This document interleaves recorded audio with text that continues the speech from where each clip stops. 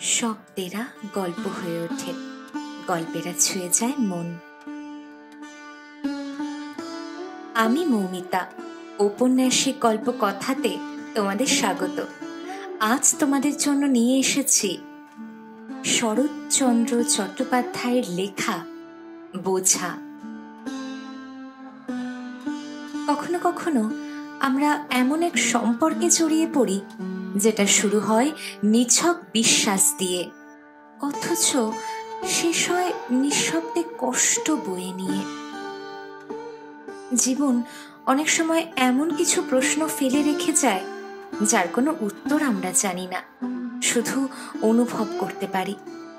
আজকে এই গল্পটা সেই সব নীরব যন্ত্রণার কথা বলে, যেখানে প্রেম আছে কিন্তু শান্তি নেই, মায়া আছে কিন্তু স্বস্তি নেই, আর সব চাওয়ার মাঝেও কিছু না পাওয়ার গোপন যন্ত্রণা লুকিয়ে আছে খুব নিঃশব্দে।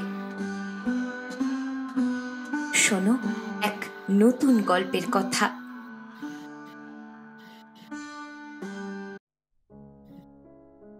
সাগরপুরে আজ মহা ধুমধাম। রসুন চৌকি আর ঢাকির বাদ্যে গ্রাম সরগরম। সপ্তাহ ধরিয়া যে কি কাণ্ড বাঁধিয়া গিয়াছে তাহা গ্রামের এবং তৎপার্শ্ববর্তী 4-5 ক্রোশের সকল লোক জানে। এ রাত সুযোগে ঢাকঢোলের এমন মহান একত্র সমাবেশ, সানাই দলের এমন আদর্শ ঐক্যভাব, কাংস নির্মিত বাদ্যযন্ত্রের এমন প্রচণ্ড বিক্রম দেখা গিয়াছিল যে গ্রামের লোক ইতিপূর্বে এমন কাণ্ড কখনো আর দেখে নাই। রং বেরঙের বাদ্যযন্ত্রের সাহায্যে মনুষ্য শ্রেণীর যে আনন্দ কোলাহল উত্থিত হইয়াছে, তাহাতে গ্রামের পশুগুলাও অত্যন্ত বিরক্ত হইয়া উঠিয়াছে। বিশেষ গরু বাছুরের দল ঢাক ঢোলের আত্মদ্রোহিতায় তাহাদের মর্মপীড়ায় আর সীমা নাই। এত সমারোহের কারণ একটা না বালক 14 বর্ষীয়া বালকের বিবাহ। সাগরপুরের জমিদার শ্রীযুক্ত হরদেব মিত্রের একমাত্র পুত্রের বিবাহ উপলক্ষে করিয়াই এমন কাণ্ড বাঁধিয়া গিয়াছে। হরদেব মিত্র বেশ বড়লোক, প্রায় 25-26 হাজার টাকা তাহার বাৎসরিক আয়। পাত্রের নাম শ্রীযুক্ত সত্যেন্দ্র কুমার মিত্র। হিয়া সাহেবের স্কুলে এন্ট্রান্স ক্লাসে সে পড়ে। এত অল্প বয়সে বিবাহের কারণ একমাত্র সত্যেন্দ্রর মাতার বধূমুখ দেখিবার একান্ত স্বাদ। বর্ধমান জেলার দিলচানপুরের জমিদার শ্রীযুক্ত কামাখ্যাচরণ চৌধুরীর কনিষ্ঠা কন্যা সরলার সহিত সত্যেন্দ্রর বিবাহ হইয়া গেল। রাঙা বউ সত্যেন্দ্র মহা সুখী। 10 বছরের টুকটুকে ছোট্ট বউটির মুখ দেখিয়া সত্যেন্দ্রর জননী বিশেষ রুষ্ট চিত্ত হইলেন। বিবাহের পর বৎসরেই হরদেববাবু বধূ আনিলেন, কারণ গৃহিণীর এরূপ অভিসন্ধি ছিল না যে বধূকে পিতৃগৃহে রাখিয়া দেন। তিনি প্রায় বলিতেন, বিবাহ হইলে মেয়েকে আর বাপের বাড়িতে রাখতে নাই, মতটা মন্দ নহে। সত্যেন্দ্রর পাঠ সুবিধার জন্য হরদেববাবুকে সস্ত্রী কলিকাতাতেই থাকিতে হইত। সরলা কলিকাতায় আসিল। অল্প বয়সে বিবাহ হইয়াছিল বলিয়া সরলা হরদেববাবুর সহিত কথা কহিত। এমনকি সত্যেন্দ্র উপস্থিত থাকিলেও সে শ্বশ্রু ঠাকুরানীর সহিত কথা বলিত। গৃহিণীর তাহাতে সুখ ভিন্ন অসুখ ছিল না। কিছুদিন পরে কামাখ্যাবাবু সরলাকে একবার বাটি লইয়া গেলেন। তাহার 2-1 মাস পরে সত্যেন্দ্র একদিন রাগ করিয়া বলিয়াছিল, বইগুলা ছাতা ধরেছে, দোয়াতে কালি শুকিয়ে গেছে, এমন একজন নেই যে এগুলো দেখে। কথাটা মা বুঝিলেন, হরদেববাবুরও কানে গেল। তিনি হাসিয়া বউ আনিতে পাঠাইলেন, লিখিলেন, আমার বাটিতে বড় গোলযোগ উপস্থিত হইতেছে, মা ভিন্ন বোধহয় থামিবে না, সুতরাং মাকে পাঠাইয়া দিবেন। আবার সরলা আসিল। সত্যর ছোটখাটো কাজগুলি সেই করিত। বইগুলি ছাড়িয়া মুছিয়া সাজাইয়া রাখা, কলেজের কাপড় জামাগুলি ঠিক করিয়া রাখা, অর্থাৎ তাড়াতাড়িতে 2 হাতে 2 রকম বোতাম, কিংবা আহার করিতে অত্যন্ত বিলম্ব হইয়া গিয়াছে। কলেজের 1 ঘন্টা যায় যায় সময়ে 1 পায়ে কার্পেটের অপর পায়ে বার্নিশ করা জুতা সে না পরিয়া ফেলে, ফর্সা জামার উপর রঞ্জক ভবনে শুভাগমনের জন্য প্রস্তুত চাদরের জুলুম না হয়, এই সব কাজগুলা সরলাই দেখিত। সরলা না থাকিলে এসব গণ্ডগোল তাহার প্রায়ই ঘটিত। এমন অন্যমনস্ক লোক কেহ কখনো দেখে নাই। এ সকল কাজ সরলা ভিন্ন অপর কাহারও দ্বারা হইতেও পারে না, আর হইলেও সত্যেন্দ্রর পছন্দ হইত না বলিয়াও বটে কাজগুলি সরলাই করিত। সুশীলা সরলার বড় দিদি, তাহার ছেলের ভাত, সুতরাং কামাখ্যাবাবু দৈহিত্রের অন্নপ্রাশন উপলক্ষে সরলাকে বাটি লইয়া যাইবার জন্য কলিকাতায় আসিলেন। সরলার দিদি সরলা ও সত্যেন্দ্রকে যাইবার জন্য বিশেষ অনুরোধ করিয়া পত্র লিখিয়াছে। বিশেষ সরলা প্রায় 3 বৎসর যাবৎ দিলজানপুরে যায় নাই। সত্যেন্দ্ররও যখন যাইতে সম্মত হইল, তখন কামাখ্যাবাবু পরমানন্দে জামাতা কন্যা লইয়া দেশে আসিলেন। গৃহিণী বহু দিবসের পর তাহাদিগকে পাইয়া অত্যন্ত আহ্লাদিত হইলেন।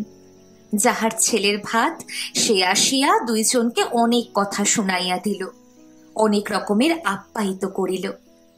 শুভকর্ম নির্বিঘ্নে সমাধা হইয়া যাইবার পর সত্যেন্দ্র বাটি যাইতে চাহিল, কিন্তু গৃহিণী তাহাতে বিশেষ আপত্তি করিলেন।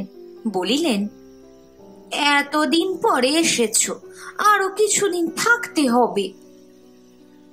সরলাও ছাড়িল না, সুতরাং আরো 2-4 দিন থাকিতে সত্যেন্দ্র সম্মত হইল। 2-4 দিন কাটিয়া গেল, তবু সরলা ছাড়িতে চাহে না। কিন্তু না চাইলেও নহে, পড়াশোনার বিশেষ ক্ষতি হয়, পরীক্ষারও অধিক বিলম্ব নাই। আসিবার সময় সরলা জিজ্ঞাসা করিল, আমাকে আবার কবে নিয়ে যাবে?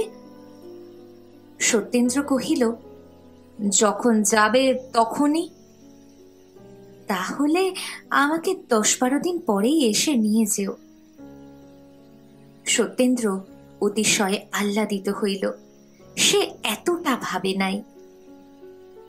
তখন অশ্রু জলে সরলা স্বামীকে বিদায় দিয়া হাসিয়া বলিল, দেখো, আমার জন্য যেন ভেবো না, আর রাত্রি পর্যন্ত পড়ে যেন অসুখ না হয়। রাত্রি 10টার অধিক না পড়িবার জন্য সরলা বিশেষ করিয়া মাথার দিব্য দিয়া দিল। কি একটা উদাসপাড়া প্রাণ লইয়া সত্যেন্দ্র সেদিন কলিকাতায় পৌঁছিল। সত্যেন্দ্র একখানা পুস্তক লইয়া বসিয়াছিল। পুস্তকের পৃষ্ঠায় সহিত মনের একটা বিষম দ্বন্দ্বযুদ্ধ চলিয়াছিল। সত্যেন্দ্র গনিয়া দেখিল, সমস্ত দিনে মোটে 26 লাইন পড়া হইয়াছে। দুঃখিত ভাবে সে ভাবিল, বাহ, এই রকম ভাবে পড়িলে পাশ হব। ক্রমে দুঃখ ঈষৎ ক্রোধে পরিণত হল। সে ভাবিল, সমস্ত পোড়ামুখী সরর দোষ। এই 5 দিন এসেছি, একটুকু পড়তে পারিনি। আগে মনে হতো পড়ার সময় বিরক্ত করে, 10টার বেশি পড়তে গেলেই আলো নিভিয়ে দেয়। একে কোথাও পাঠিয়ে দিলে ভালো করে পড়ব। ঠিক উল্টো, কালই তাকে আনতে হবে, না হলে লজ্জার খাতিরে কি ফেল হব।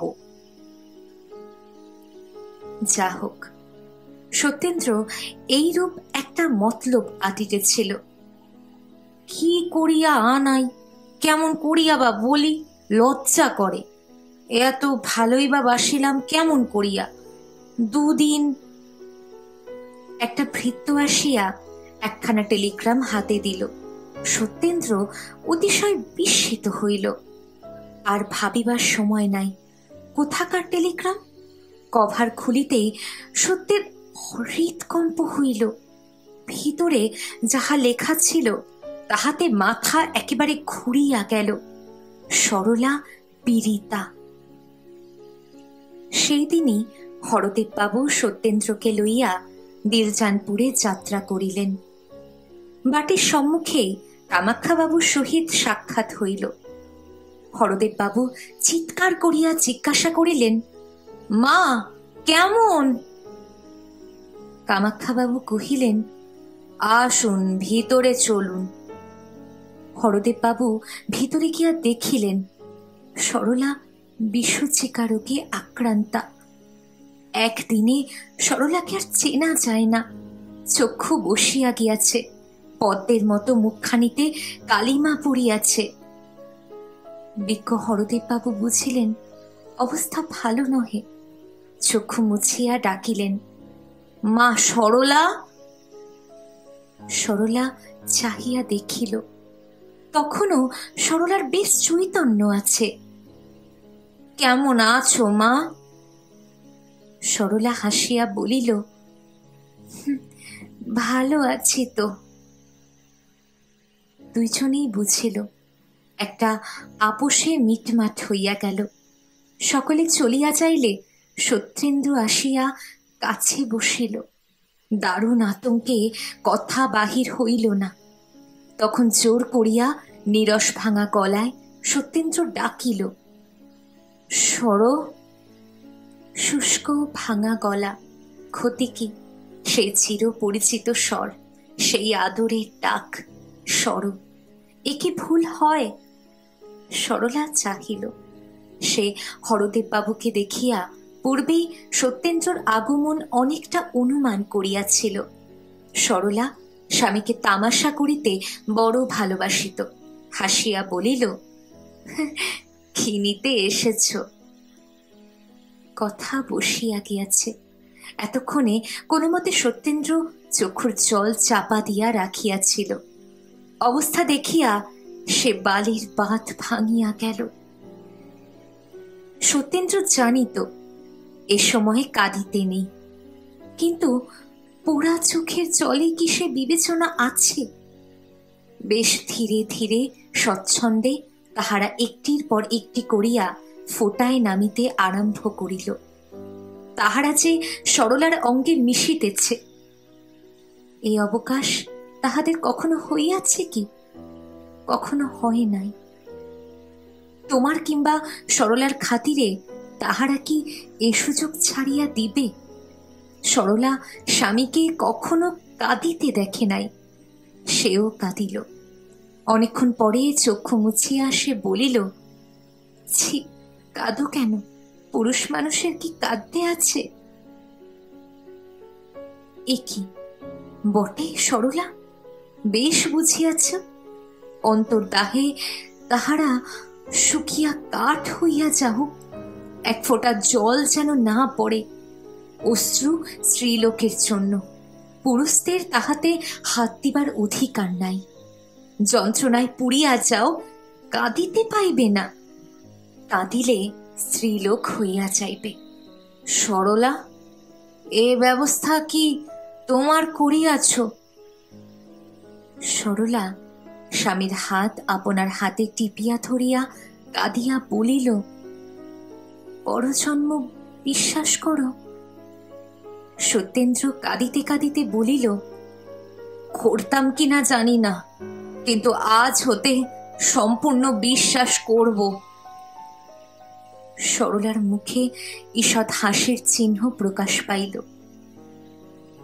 ঔষধ খাওয়াইবার সময় হইয়াছে দেখিয়া কামাক্ষাবাবু, হরদেববাবু এবং ডাক্তারবাবু কক্ষে প্রবেশ করিল। ডাক্তার নাড়ি টিপিয়া বলিলেন, আশা বড় কম, তবে ঈশ্বরের ইচ্ছা। ঈশ্বরের ইচ্ছায় পরদিন বেলা 7টার সময় সরলার মৃত্যু হইল। সন্ধ্যার সময় হরদেববাবু সত্যেন্দ্রকে লইয়া কলিকাতায় ফিরিলেন। কি যেন একটা কি হইয়া গিয়াছে। রাজসজ্জায় শয়ন করিয়া ইন্দ্রত্বের সুখ কথঞ্চিত উপলব্ধি করিতেছিলাম, টানিয়া কে যেন সুখের স্বপ্নটুকু ভাঙিয়া দিয়াছে। অর্ধরাত্রে উঠিয়া বসিয়াছি, ঘুম ভাঙিয়া গিয়াছে। আমার আজীবন সহচর সেই অর্ধ চিহ্ন খট্টায় শুইয়া আছি। আমি কাঁদিব না হাসিব, সুখের স্রোতে অনন্তে ভাসিয়া যাইতেছিলাম। হঠাৎ যেন একটা অজানা দলের পাশে আবদ্ধ হইয়া গিয়াছি, আর বুঝি কখনো ভাসিয়া যাইতে পারিব না। সব যেন উল্টাইয়া গিয়াছে। জীবনের কেন্দ্র পর্যন্ত কে টানিয়া পরিধির বাইরে লইয়া গিয়াছে। কিছুই যেন আর ঠাহর হয় না। এ কি হইল? নিশীথে সত্যেন্দ্রনাথ জানালায় বসিয়া সাগরপুরীর অন্ধকার দেখিতেছিল। গাছগুলা কি একটা নিস্তব্ধ ভাব সত্যেন্দ্র সহিত বিনিময় করিতেছিল।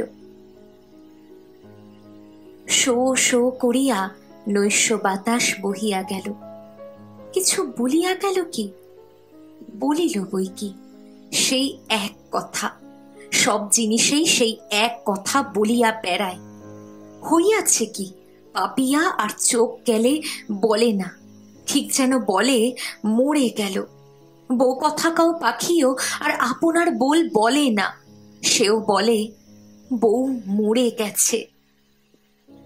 সব জিনিস ওই একই কথা বার বার কহিয়া বেড়ায় কেন? শো শো করিয়া নৈশ বাতাস যেন ওই কথাই কহে, নেই নেই, সে নেই। কেমন আছো সত্য? মাথাটা কি বড় ধরিয়াছে বলিয়া বোধ হয়? সে তো আজ অনেক দিন হইল। একটু শোও না ভাই, চিরকাল কি একইভাবে জানালায় বসিয়া থাকিবে? সত্যেন্দ্র অন্ধকারে নক্ষত্র দেখিতেছিল, যেটি সর্বাপেক্ষা ক্ষীণ। সেটিকে বিশেষ পর্যবেক্ষণ করিয়া দেখিতেছিল। চক্ষু মুদিতে সাহস হয় না, পাছে সেটি হারাইয়া যায়। দেখিতে দেখিতে ক্লান্ত হইলে সেইখানেই সে ঘুমাইয়া পড়ে। প্রভাতে নিদ্রাভঙ্গ হইলে আবার সেটিকে দেখিবার চেষ্টা করে। আলো ভালো লাগে না, জ্যোৎস্নায় আর আমোদ হয় না। অত ক্ষীণালো বিশিষ্ট নক্ষত্র কি আলোকে দেখা যায়? সত্যেন্দ্র এম.এ. পরীক্ষায় ফেল হইয়া গিয়াছে। পাশ হইবার ইচ্ছাও আর নাই, উৎসাহ নিবিয়া গিয়াছে। পাশ করিলে কি নক্ষত্রের কাছে আসে? হরদেব বাবু সপরিবারে দেশে চলিয়া আসিলেন। সত্যেন্দ্র বলিল, সে বাটি হইতেই ভালো পরীক্ষা দিতে পারিব, শহরে এত গন্ডগোলে পড়াশুনো হয় না। সত্যেন্দ্র এখন একরকম লোক হইয়া গিয়াছে। মুখখানা দেখিলে বোধ হয় যেন বহুদিন কিছু খাইতে পায় নাই, যেন মস্ত পীড়া হইতে সম্প্রতি আরোগ্য লাভ করিয়াছে। দুপুরবেলা সত্য ঘরের দরজা বন্ধ করিয়া দিয়া ফটোগ্রাফ ছাড়িয়া ধুলা পরিষ্কার করে, নিজের পুরাতন পুস্তকগুলি সাজাইতে বসে। হারমোনিয়ামের ছাপ খুলিয়া মিছিমিছি পরিষ্কার করে। সরলার পরিষ্কৃত পুস্তকগুলি আরো পরিষ্কার করে। ভালো ভালো কাগজ খাম লইয়া সরলাকে পত্র লিখিয়া কি একটা শিরোনামা দিয়া নিজের বাক্সে বন্ধ করিয়া রাখে। সত্যেন্দ্রনাথ, তুমি একা নও, অনেকের কপাল তোমার মতো অল্প বয়সে পুড়িয়া যায়। সকলেই কি তোমার মতো পাগল হয়? সাবধান সত্য, সকলেরই একটা সীমা আছে। স্বর্গীয় ভালোবাসারও একটা সীমা নির্দিষ্ট আছে। যদি সীমা ছাড়াইয়া যাও, কষ্ট পাইবে, কেহ রাখিতে পারিবে না। সত্যেন্দ্র জননী বড় বুদ্ধিমতী, তিনি একদিন স্বামীকে ডাকিয়া বলিলেন, সত্য আমার কি হয়ে গেছে দেখেছ? কর্তা বলিলেন, দেখেছি তো, কিন্তু কি করি? আবার বিবাহ দাও, ভালো বউ হলে সত্য আবার হাসবে, আবার কথা কবে। সেদিন সত্য আহার করিতে বসিলে জননী বলিলেন, আমার কথা শোনো, শুনবে? কি? তোমাকে আবার বিবাহ করতে হবে। সত্য হাসিয়া কহিল, এ কথা? তা বুড়ো বয়সে আবার ওসব কেন? মা পূর্ব হইতেই অশ্রু সঞ্চিত করিয়াছিলেন, সেগুলি এখন বিনা বাক্য ব্যয়ে নামিতে আরম্ভ করিল। মা চক্ষু মুছিয়া বলিলেন, বাবা, এই 21 বছর বয়সে কেউ বুড়ো হয় না, কিন্তু সরলার কথা মনে হলে এসব আর মুখে আনতে ইচ্ছে হয় না। কিন্তু আমি আর একা থাকতে পারি নে। পরদিন প্রাতে হরদেব বাবু সত্যেন্দ্রকে ডাকিয়া ওই কথাই বলিলেন। সত্যেন্দ্র কোনো উত্তর দিল না। হরদেব বাবু বুঝিলেন মৌন ভাব সম্মতির লক্ষণ মাত্র। সত্যেন্দ্র ঘরে আসিয়া সরলার ফটোর সম্মুখে দাঁড়াইয়া কহিল, শুনছ সর, আমার বিয়ে হবে। ফটোগ্রাফ কথা কহিতে পারে না, পারিলে কি বলিত? বেশ তো, বলিত কি? সত্যেন্দ্রর এবার কলিকাতায় বিবাহ হইল। শুভদৃষ্টির সময় সত্যেন্দ্র দেখিল মুখখানি বড় সুন্দর। হোক সুন্দর, সে তথাপি ভাবিল তাহার মাথায় একটা বোঝা চাপিল। বিবাহের পর 2 বৎসর নলিনী পিতৃগৃহে রহিল। 3য় বৎসরে সে শ্বশুর ভবনে আসিয়াছে। গৃহিণী নূতন বধূর চাঁদপানা মুখ দেখিয়া আবার সরলাকে ভুলিবার চেষ্টা করিলেন, আবার সংসার পাতিবার চেষ্টা করিলেন। রাত্রে যখন দুইজনে পাশাপাশি শুইয়া থাকে, তখন কেহই কাহার সহিত কথা কহে না। নলিনী ভাবে, কেন এত অযত্ন? সত্য ভাবে, এ কোথাকার কে যে আমার সরল জায়গায় শুইয়া থাকে। নূতন বধূ লজ্জায় স্বামীর সহিত কথা কহিতে পারে না। সত্যেন্দ্র ভাবে, কথা কহে না ভালোই। একদিন রাত্রে সত্যেন্দ্রর ঘুম ভাঙিয়া যাইলে সে দেখিল শয্যায় কেহ নাই।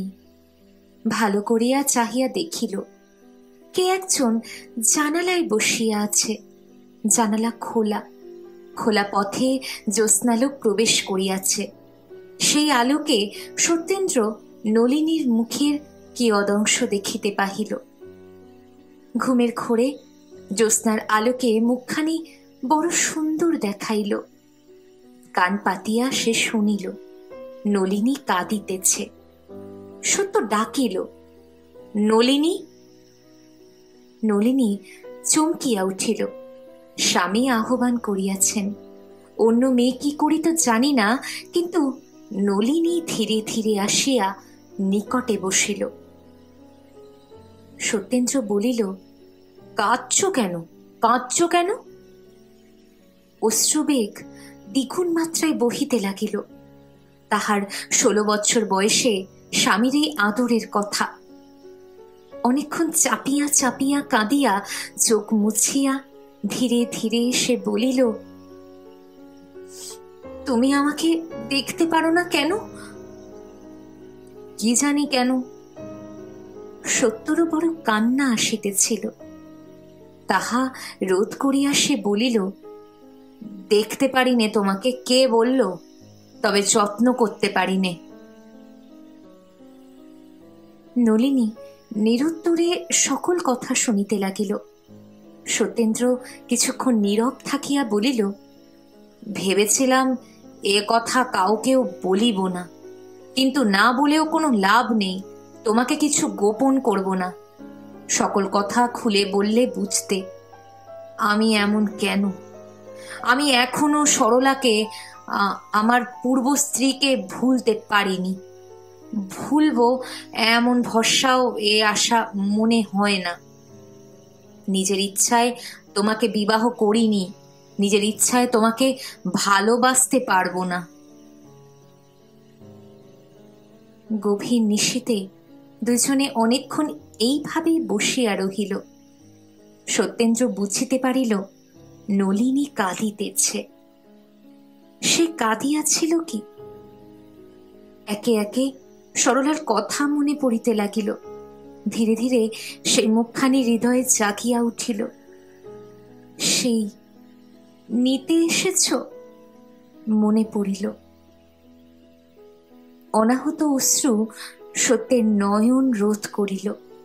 তাহার পর গণ্ড বহিয়া ধীরে ধীরে ছড়িয়া পড়িল।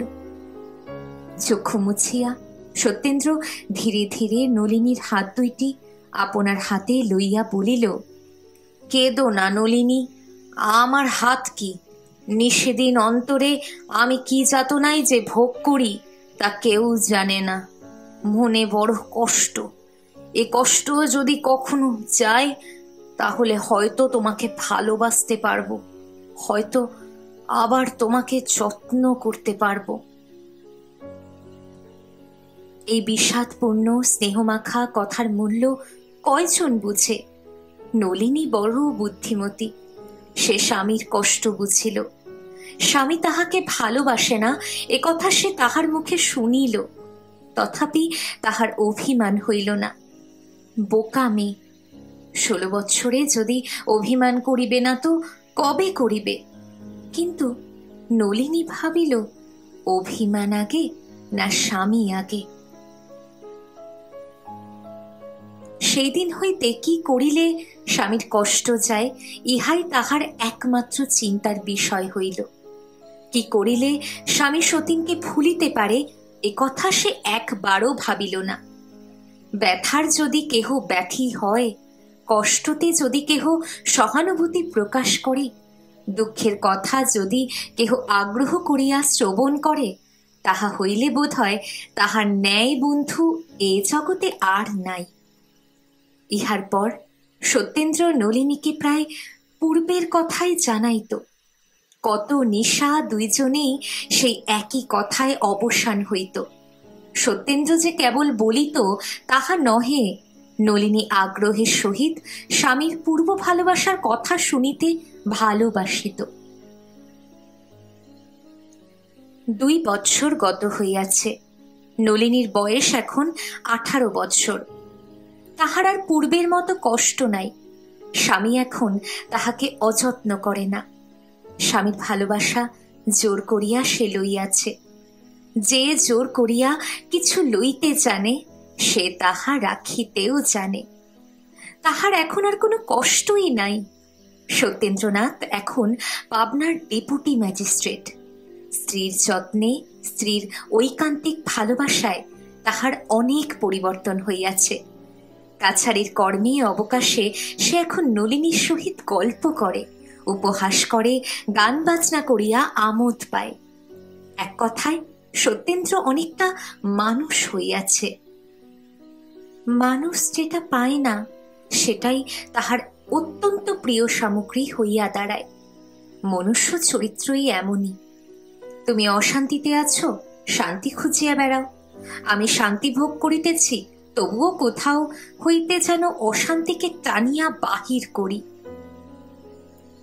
ছল ধরা যেন মানুষের স্বভাব সিদ্ধ ভাব।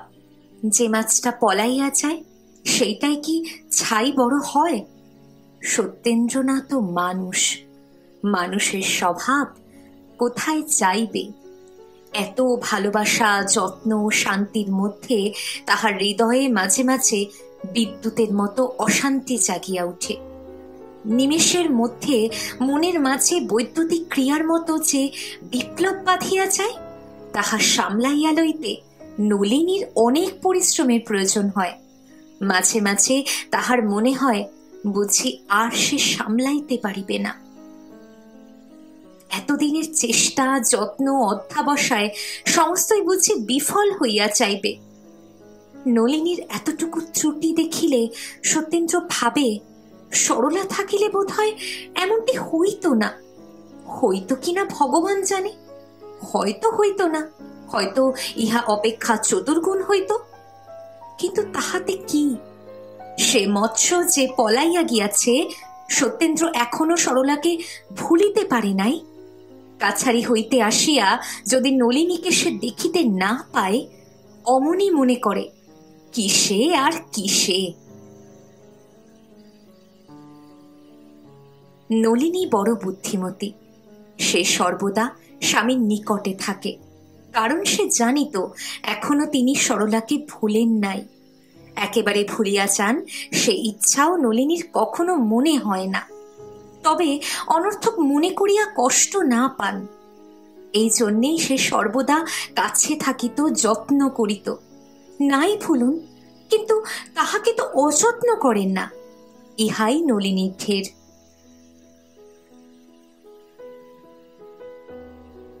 গোপীকান্ত রায় পাবনার একজন সম্ভ্রান্ত উকিল। কলিকাতায় তাহার বাটি নলিনীদের বাটির কাছে। কি একটা সম্বন্ধ থাকায় নলিনী তাহাকে কাকা বলিয়া ডাকে। রায় খুড়িমা প্রায় প্রত্যহই সত্যেন্দ্রর বাটি বেড়াইতে আসেন। গোপীবাবুও প্রায় আসেন। গ্রাম্য সম্পর্কে খুড়োমশাইকে সত্যেন্দ্রনাথ অতিশয় মান্য করে। সত্যেন্দ্রর বাসা তাহার বাটি হইতে দূর হইলেও উভয় পরিবারে বেশ মেলামেশা হইয়া গিয়াছে। নলিনীও মাঝে মাঝে কাকার বাড়ি যাইতে চায়, কারণ একে কাকার বাড়ি, তাহাতে গোপীবাবুর কন্যা হেমার সহিত তাহার বড় ভাব। বাল্যকালের সখী কেহ কাহাকে ছাড়িয়া থাকিতে পারে না। সেদিন তখন 12টা বাজিয়া গিয়াছে। সত্যেন্দ্র কাছারি চলিয়া গিয়াছে। কোনো কর্ম নাই দেখিয়া নলিনী ছবি আঁকিতে বসিল, কিন্তু তৎক্ষণাৎ গড়গড় করিয়া একখানা গাড়ি ডেপুটি বাবুর বাড়ির সম্মুখে আসিয়া লাগিল। কে আসিল? হেম বুঝি? আর ভাবিতে হইল না। বিষম কোলাহল করিতে করিতে হেমাঙ্গিনী আসিয়া উপস্থিত হইল। হেমা আসিয়া একেবারে নলিনীর চুল ধরিল, কহিল, আর লেখাপড়ার দরকার নেই, ওঠ, আমাদের বাড়ি চল, কাল দাদার বউ এসেছে। নলিনী কহিল, বউ এসেছে, সঙ্গে আনলে না কেন? হেম কহিল, তা কি হয়, নতুন এসেছে, হঠাৎ তোর এখানে আসবে কেন? নলিনী কহিল, আমি তবে যাব কেন? হেমাঙ্গিনী হাসিয়া বলিল, তোর ঘাড় যাবে, আমি এই টেনে নিয়ে যাচ্ছি। চুল ধরিয়া টানিয়া লইয়া চাইলে নলিনী কেন, অনেকেই যাইতে হইত। যাইতে নলিনীর বিশেষ আপত্তি ছিল, কারণ তাহাদের বাটি চাইলে ফিরিয়া আসিতে বিলম্ব হইত। 2-1 দিন নলিনীর বাটি ফিরিবার পূর্বেই সত্যেন্দ্রনাথ কাছারি হইতে ফিরিয়াছিলেন। সেরূপ অবস্থায় সত্যেন্দ্রর বড় অসুবিধা হইত। তিনি কিছু মনে করুন আর নাই করুন, নলিনীর বড় লজ্জা করিত, কারণ সে জানিত কাছারি হইতে ফিরিয়া আসিয়া তাহার হাতে বাতাস না খাইলে স্বামীর গরম ছুটিত না। বিধাতার ইচ্ছা, বহু চেষ্টায়ও আজও নলিনী 7টার পূর্বে ফিরিতে পারিল না। আসিয়া সে দেখিল সত্যেন্দ্র সংবাদপত্র পাঠ করিতেছে, এখনো কিছু আহার করে নাই। খাইবার ভার নলিনীর আপন হস্তেই রাখিয়াছিল। কাছে আসিলে সত্যেন্দ্র হাসিল, কিন্তু সে হাসি নলিনীর ভালো বোধ হইল না। সে অন্তরে শিহরিয়া উঠিল। আসন পাতিয়া নলিনী জলখাবার খাওয়াইতে চেষ্টা করিল, কিন্তু সত্যেন্দ্র কিছু স্পর্শ করিল না। ক্ষুধা একেবারেই নাই। বহু সাধ্য সাধনাতেও সে কিছু খাইল না। নলিনী বুঝিল এ অভিমান কেন। আজ হেমাঙ্গিনী শ্বশুর বাড়ি যাইবে। তাহার স্বামী উপেন্দ্রনাথ বাবু তাহাকে লইতে আসিয়াছেন। নলিনী বহু দিবস হেমার সহিত দেখা করিতে যায় নাই, তাই আজ হেমা অনেক দুঃখ করিয়া তাহাকে যাইতে লিখিয়াছে। নলিনী প্রতিজ্ঞা করিয়াছিল স্বামীর অনুমতি বিনা সে আর কোথাও যাইবে না। কিন্তু আজ সে প্রতিজ্ঞা রক্ষা করিতে গেলে প্রিয় সখীর সহিত আর দেখা হয় না। নলিনী বড় বিপদে পড়িল। হেমা লিখিয়াছে তাহারা 3টার ট্রেনে রওনা হইবে। তাহা হইলে স্বামীর অনুমতি লওয়া কি করিয়া হয়? বহু কুতর্কের পরে নলিনী যাওয়াই স্থির করিল।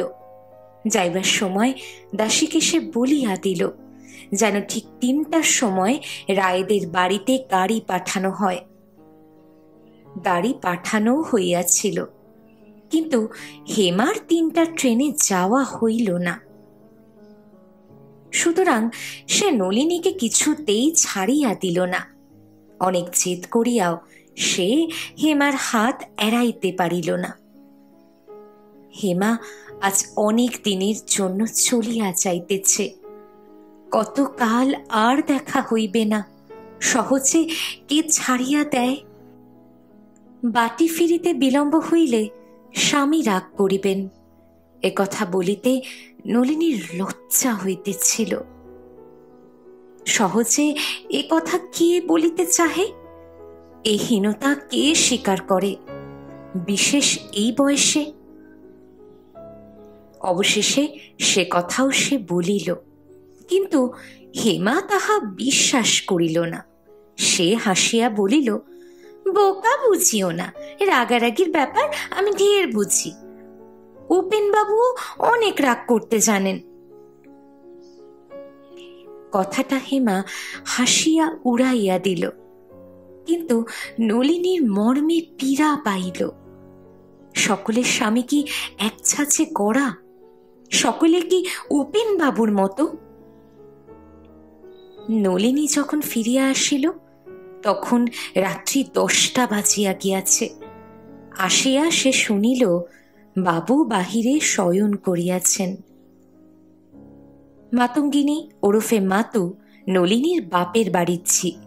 সে নলিনীর সহিত আসিয়াছিল। অনেক দিনের লোক, বিশেষ সে নলিনীকে অত্যন্ত স্নেহ করিত। তাই সে নলিনীকে আজ বিলক্ষণ 10 কথা জানাইয়া দিল। বাটির মধ্যে সেই কেবল জানিত সত্যবাবু বিলক্ষণ রাগ করিয়াই বাহিরে শয্যা রচনা করিবার আদেশ দিয়াছিলেন।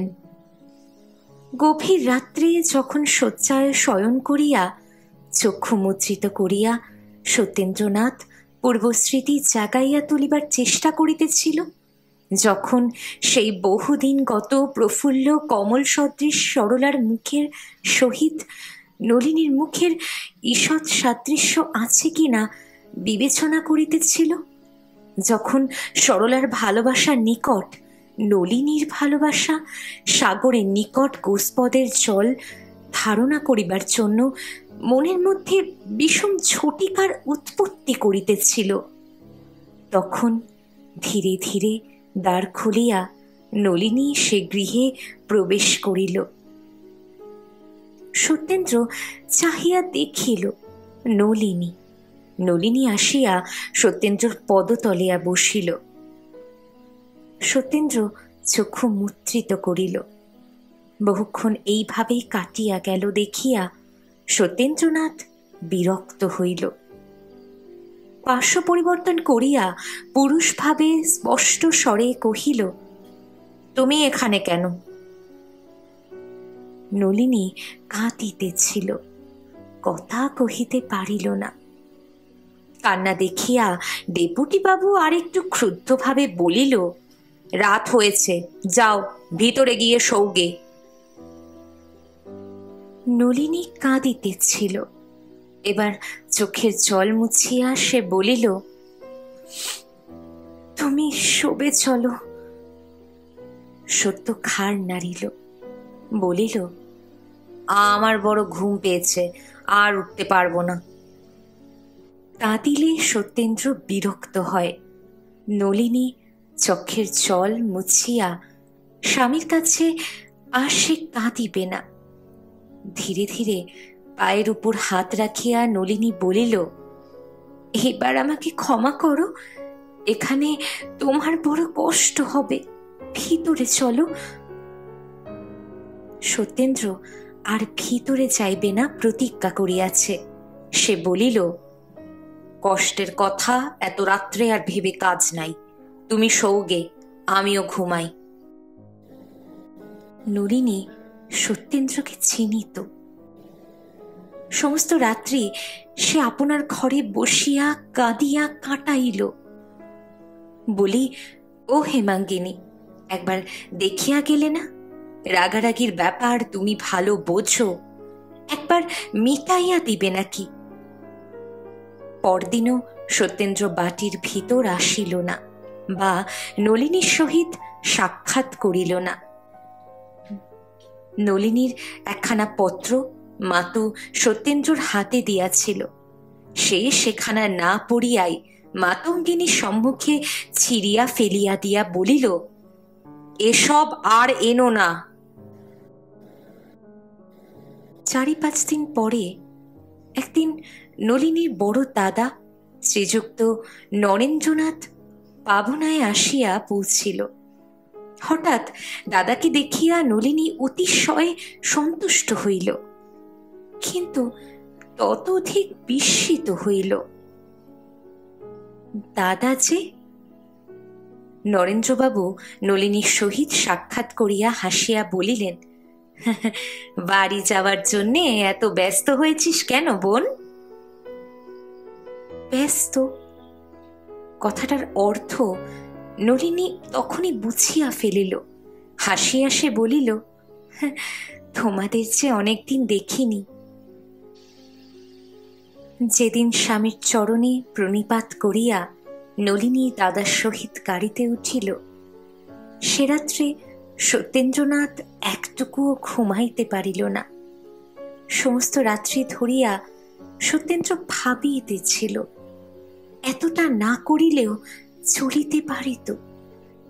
অনেকবার সত্যর মনে হইয়াছিল, এখনো সময় আছে, এ সময়ও গাড়ি ফিরাইয়া আনি। কিন্তু হায়রে অভিমান, তাহারই জন্য নলিনীকে ফিরাইয়া আনা হইল না। যাইবার সময় মাতুও সঙ্গে গিয়াছিল। সেই কেবল যাইবার যথার্থ কারণ জানিত। নলিনী মাতুকে বিশেষ করিয়া বলিয়া দিয়াছিল, যেন সে বাটিতে কোনো কথা না বলে। নলিনী মনে করিল, এ কথা প্রকাশ পাইলে স্বামীর অপযশ করা হইবে। ভালো হোক আর মন্দ হোক, তাহার স্বামীকে লোকে মন্দ বলিবার কে? পিতৃগৃহে যাইয়া নলিনী পিতামাতার চরণে প্রণাম করিল। ছোট ভাইকে কোলে লইয়া সে শুধু হাসিতে পারিল না। মা বলিলেন, নলিনী আমার একদিনে গাড়ির পরিশ্রমে একেবারে শুকিয়ে গেছে। কিন্তু সে শুষ্ক মুখ আর প্রফুল্ল হইল না। পৃথিবীতে প্রায়ই দেখা যায়, একটা সামান্য কারণ হইতে গুরুতর অনিষ্টের উৎপত্তি হয়। শূর্পণখার ঈষৎ চিত্ত চাঞ্চল্যই স্বর্ণলঙ্কার ধ্বংসের হেতু হইয়াছিল। অকিঞ্চিৎকর রূপ লালসার জন্য শুধু ট্রয় নগর ধ্বংস হইয়া গেল। মহানুভব রাজা হরিশ্চন্দ্র অতি সামান্য কারণেই অমোদ বিপদগ্রস্ত হইয়াছিলেন। জগতে এরূপ দৃষ্টান্ত বিরল নহে। এখানেও একটা সামান্য অভিমানে বিষম বিপত্তি ঘটিয়া উঠিল। সত্যেন্দ্রনাথের দোষ দেব কি? নলিনী কখনো অভিমান করে নাই। স্বামীর কষ্টের কথা মনে করিয়া সে নীরবে সমস্ত সহ্য করিত, আর পারিল না। সে ভাবিল, এই ক্ষুদ্র কারণে যে স্বামী কর্তৃক পরিত্যক্ত হয়, সে মরে না কেন? দারুণ অভিমানে নলিনী শুকাইতে লাগিল। ওদিকে সত্যেন্দ্রর অভিমান ফুরাইয়া গিয়াছে। একদণ্ড না থাকিলে যাহার চলে না, তাহার এই মিথ্যা অভিমান কতদিন থাকে? অভিমান দারুণ কষ্টের কারণ হইয়া দাঁড়াইয়াছে। সত্যেন্দ্র প্রত্যহ চাহিয়া থাকে, আজ হয়তো নলিনীর পত্র আসিবে, হয়তো সে লিখিবে, আমায় লইয়া যাও। সত্যেন্দ্র ভাবে, তাহা হইলে মাথায় করিয়া লইয়া আসিব, আর কখনো এরূপ অন্যায় ব্যবহার করিব না। কিন্তু ভবিতব্যকে অতিক্রম করিবে, যাহা হইবার তাহা হইবেই। তুমি ক্ষুদ্র প্রাণী মাত্র। আজকাল করিয়া 6 মাস কাটিয়া গেল, হতবাগিনী কোনো কথা লিখিল না। পাপিষ্ঠ সত্যেন্দ্রনাথ ভাঙিল, কিন্তু মচকাইল না। 6 মাস কাটিয়া গেল, ক্রমশ সত্যেন্দ্রনাথের অসহ্য হইল। লুপ্ত অভিমান আর দৃপ্ত হইয়া উঠিল। ক্রোধ আসিয়া তাহাতে চোখ দিল। হিতাহিত জ্ঞান রহিত সত্যেন্দ্রনাথ নিজের দোষ দেখিল না। ভাবিল, যাহার অহংকার এত, তাহার প্রতিশোধও তদ্রূপ প্রয়োজন। কেহই নিজের দোষ দেখিল না। সেই অর্ধমিলিত হৃদয় দুইটি আবার চিরকালের জন্য বিভিন্ন হইয়া চলিল।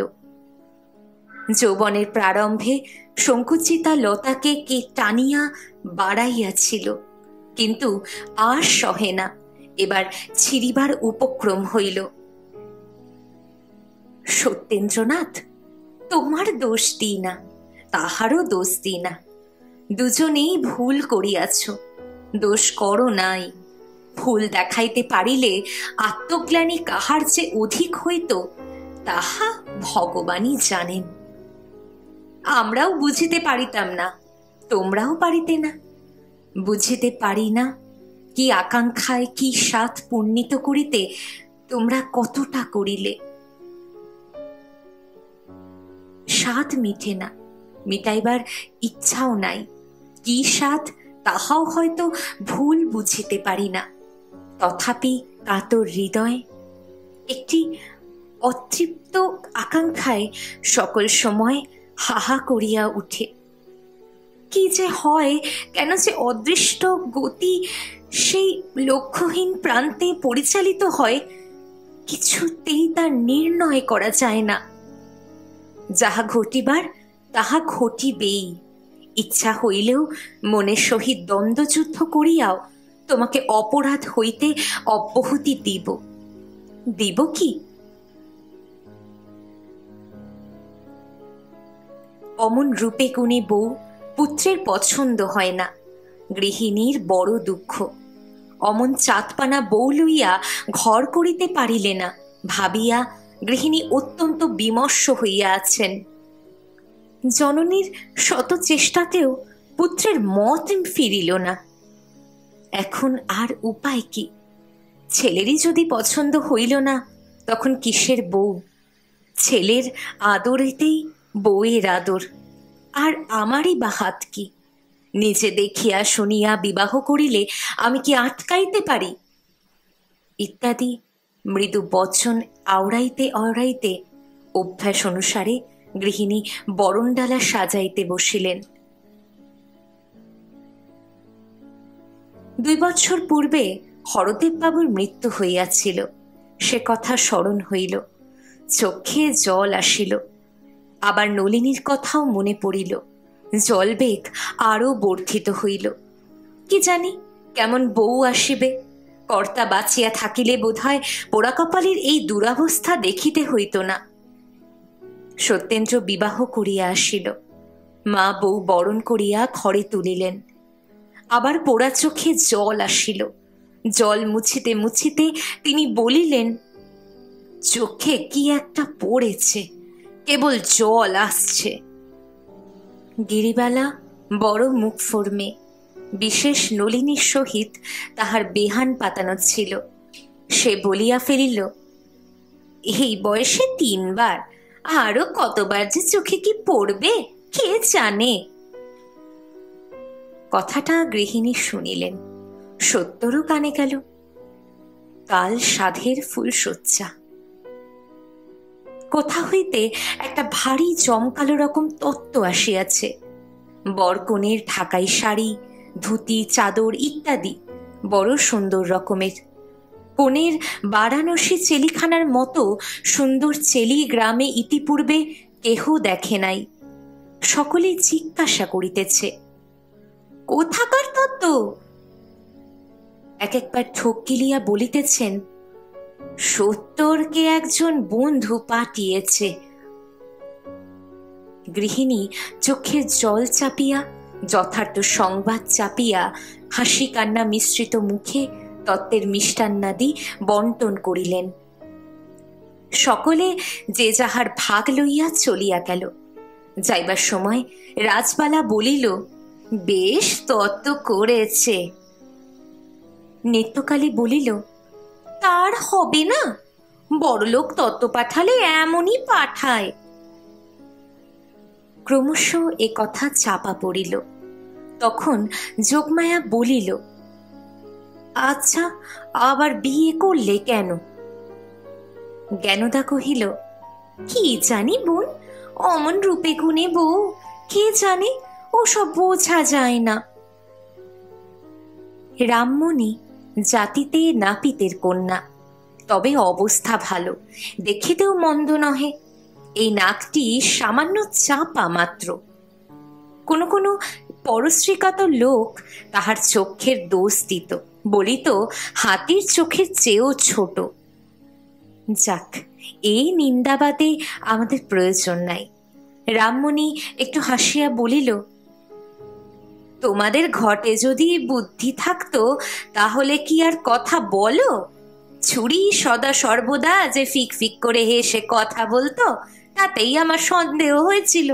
স্বভাব চরিত্র মন্দ লোক, স্বভাব চরিত্র মন্দ না হলে চাকরি স্থান থেকে তাড়িয়ে দেয়, আবার বিয়ে করে। মুখে কিছু না বলিলেও কথাটা অনেকের মতের সহিত মিলিল। ইহার 2-1 দিন পরে গ্রামের প্রায় সকলেই জানিল যে রামমণি জমিদারের বাটির গূঢ় রহস্য ভেদ করিয়াছে। নাপিতের মেয়ে না হইলে এত বুদ্ধি কি বামন কায়েতের মেয়ের হয়? কথাটা অনেকেই স্বীকার করিল। এবার গৃহিণীর পালা। এ কথা যখন তাহার কানে গেল, তিনি ঘরের কপাট বন্ধ করিয়া একেবারে ভূমি লুটাইয়া পড়িলেন। আমার নলিনী কুলোটা! কি জানি কেন গৃহিণী সরলা অপেক্ষা নলিনীকে অধিক ভালোবাসিয়াছিলেন। জন্মের মতো সেই নলিনীর কপাল ভাঙিয়া গিয়াছে। গৃহিণী মনে মনে ভাবিলেন, সত্য হয় ভালোই, না হয় আমি নলিনীকে লইয়া কাশিবাসী হইব। পোড়া কপালের এ জন্মের মতো সব সাধই তো মিটিয়াছে। তখন তিনি দ্বার খুলিয়া মাতুকে ডাকিয়া আনাইয়া আবার দ্বার বন্ধ করিলেন। মাতুই তত্ত্ব লইয়া আসিয়াছিল। দুজনের চক্ষু জলের বহু বিনিময় হইল। কেমন করিয়া নলিনী সোনার বর্ণ কালী হইয়াছে, কি অপরাধে সত্যেন্দ্র তাহাকে পায়ে ঠেলিয়াছে, কত কাতর বচনে সে ঠাকুরানীকে প্রণাম জানাইয়াছে, ইত্যাদি বিবরণ মাতঙ্গিনী বেশ করিয়া বিনাইয়া বিনাইয়া চক্ষু মুছিতে মুছিতে গৃহিণীকে শুনাইল। শুনিতে শুনিতে গৃহিণীর পূর্ব স্নেহ শতগুণ বর্ধিত হইয়া উঠিল। পুত্রের উপর দারুণ অভিমান জন্মিল। মনে মনে তিনি ভাবিলেন, আমি কি সত্যর কেহ নহি? সকল কথাই কি আমার উপেক্ষার যোগ্য? আমার কি একটা কথাও থাকিবে না? আমি আবার নলিনীকে গৃহে আনিব।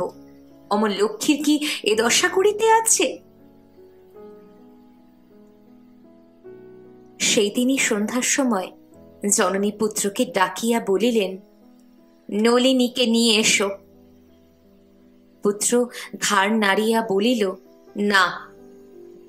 জননী কাঁদিয়া ফেলিলেন, বলিলেন, ওরে, আমার নলিনীর নামে গ্রামময় কলঙ্ক উঠেছে যে, তুই তার স্বামী, তার মান রাখবি নি?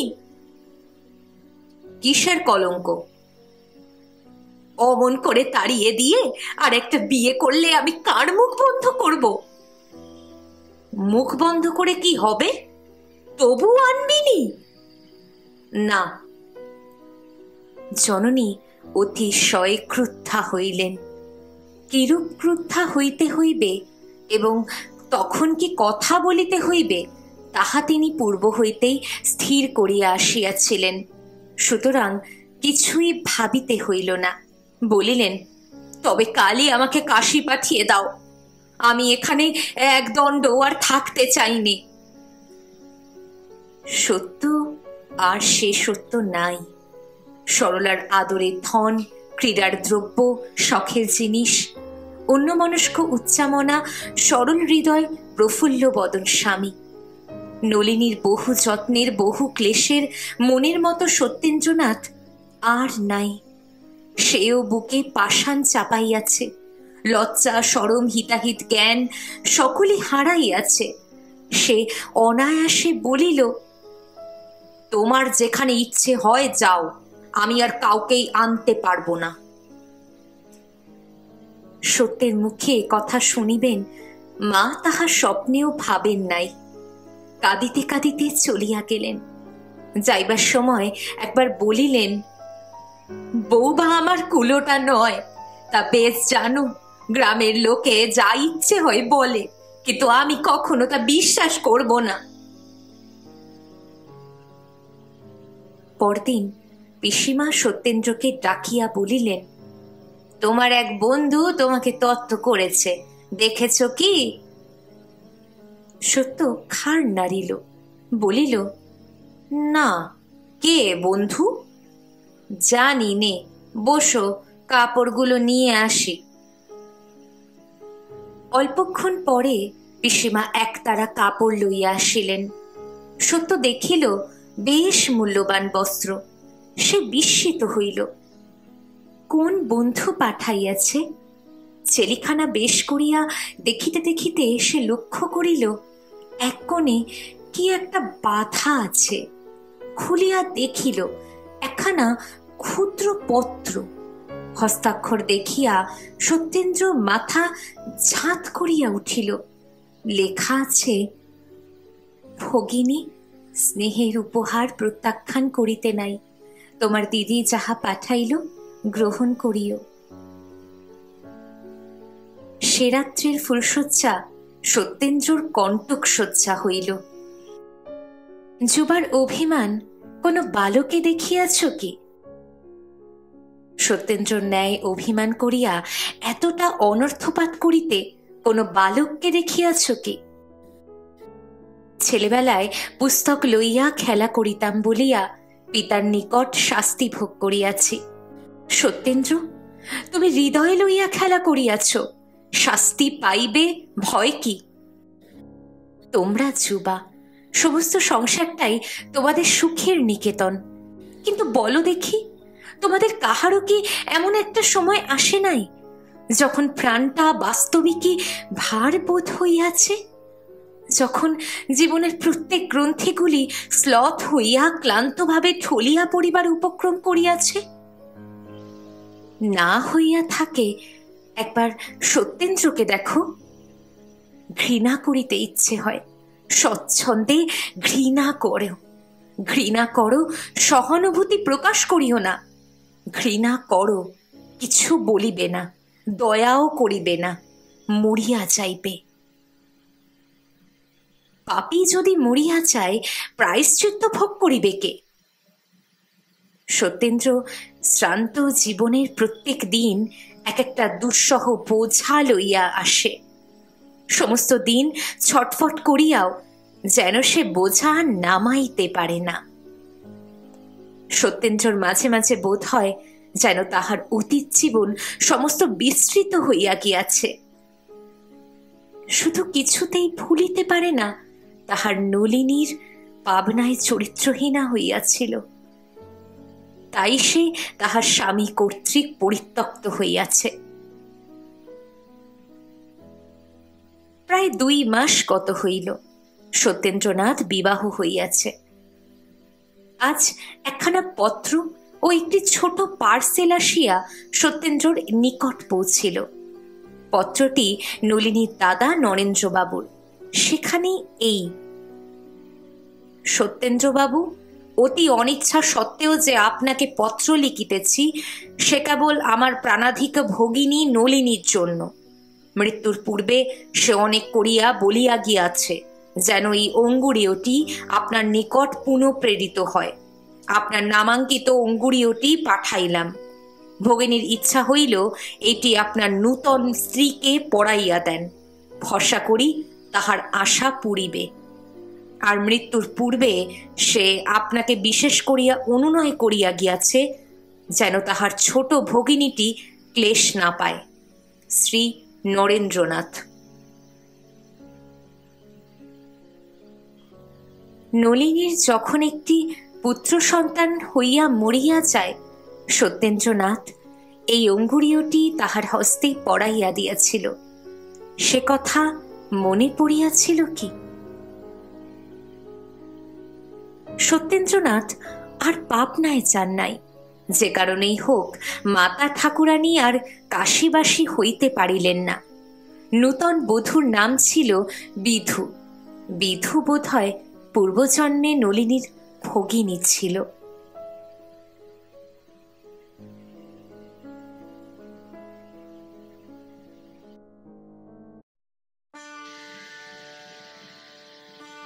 শেষ হলো আজকের গল্প বোঝা। লিখেছেন শরৎচন্দ্র চট্টোপাধ্যায়। অভিমান ও আত্ম অহংকার যখন আকাশ সমান উঁচু হয়ে যায়, তখন যা ঘটে তার উদাহরণ হলো এই গল্প। নলিনী ও সত্যেন্দ্র কাউকে দোষারোপ করা যায় না, অথচ দুজনেই ভুল করল। আচ্ছা, তারা যদি ভুলটা বুঝতে পারত, তবে সব থেকে বেশি কে নিজের ভুলের অন্তর্দহনে ভুগত? আপনাদের কি মনে হয় তা অবশ্যই আমাকে কমেন্ট সেকশনে জানাবেন। গল্পেরা শুধু শোনা যায় না, অনুভব করতে হয়। আর সেই অনুভূতি তোমাদের সঙ্গে ভাগ করে নিতে আমি আছি উপন্যাসিক গল্পকথাতে। এই গল্প যদি সত্যিই তোমাকে ছুঁয়ে যায়, একটা লাইক দিও, কমেন্টে তোমার মতামত জানাও, আর প্রিয়জনদের সঙ্গে শেয়ার করো।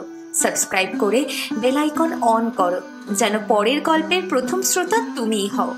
আজকের মতো এখানেই শেষ, কিন্তু গল্পেরা তো শেষ হয় না, তারা নতুন করে জন্ম নেয় প্রতিবার। তাই আবার দেখা হবে নতুন গল্পে। ধন্যবাদ।